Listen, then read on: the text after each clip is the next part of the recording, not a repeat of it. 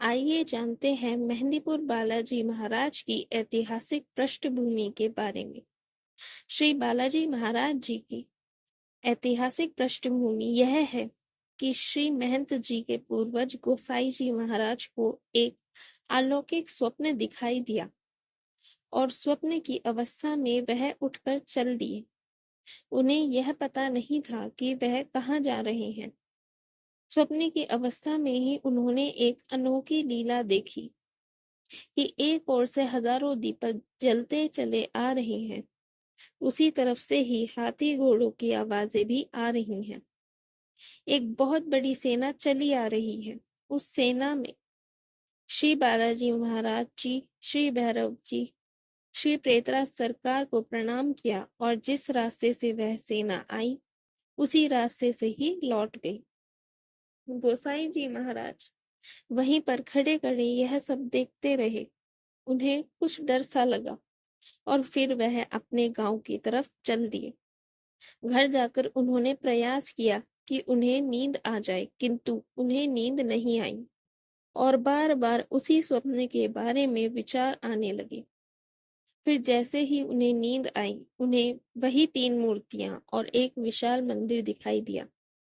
उनके कानों में वही आवाज आने लगी जो उन्होंने इसके पहले स्वप्न में सुनी थी और उन्हें ऐसा आभास हुआ कि कोई उनसे कह रहा है कि बेटा उठो और मेरे सेवा कार्य व मेरी पूजा का भार ग्रहण करो।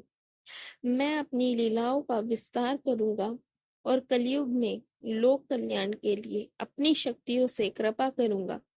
ऐसा कौन कह रहा था? रात में उन्हें कुछ दिखाई नहीं दिया। ऐसा कई बार होने पर भी गोसाई जी महाराज ने इस बात पर ध्यान नहीं दिया। तब अंत में श्री बालाजी महाराज ने स्वयं दर्शन दिए और गोसाई जी महाराज से कहा कि बेटा, आप मेरी नियमित सेवा पूजा करो। प्रभु के साक्षात दर्शन पाकर गोसाई जी महाराज अगले ही दिन स्वप्न में दिखे स्थान व मूर्तियों के पास पहुंच गए, जो कि 2 पहाड़ियों के बीच स्थित था।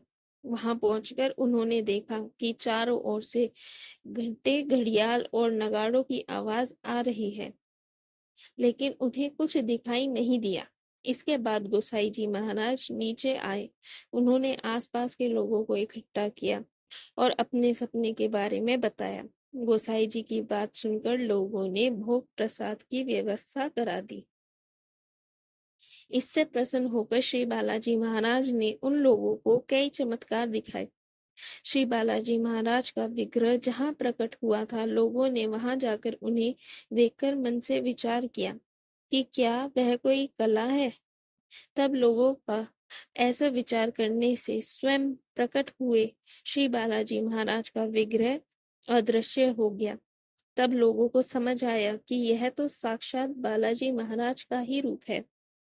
फिर लोगों ने श्रद्धा पूर्वक श्री बालाजी महाराज से क्षमा याचना की। तब वह विग्रह फिर से लोगों को दिखाई देने लगे। इसके बाद गोसाई जी नियमित रूप से श्री बालाजी महाराज की पूजा अर्चना सेवा करने लगे और श्री बालाजी महाराज श्रद्धालुओं व भक्तों पर अपनी कृपा बरसाने लगे। इस समस्त घटनाक्रम और साक्षात श्री बालाजी महाराज के दर्शन से स्वयं को धन्य हुआ पाकर गोसाई जी ने प्रार्थना की कि हे श्री बालाजी महाराज, मेरी कर्मबद्ध इच्छा की आगे आपकी पूजा अर्चना, भोग प्रसाद और सेवा का संपूर्ण दायित्व मेरे ही वंश, मेरी आगे आने वाली पीढ़ी ही निरंतर करें। गोसाई जी महाराज और उनके वंश पर श्री बालाजी की कृपा हुई और गोसाई जी के बाद से निरंतर उनका परिवार पूरी श्रद्धा और संपूर्ण के साथ श्री बालाजी महाराज के सतत सेवा में लगा हुआ है। वीडियो यूजफुल लगी हो तो वीडियो को लाइक कीजिए, शेयर कीजिए, कमेंट कीजिए। जय श्री राम। और ऐसी ही वीडियोस के लिए हमारे चैनल को सब्सक्राइब कीजिए। Thank you for watching.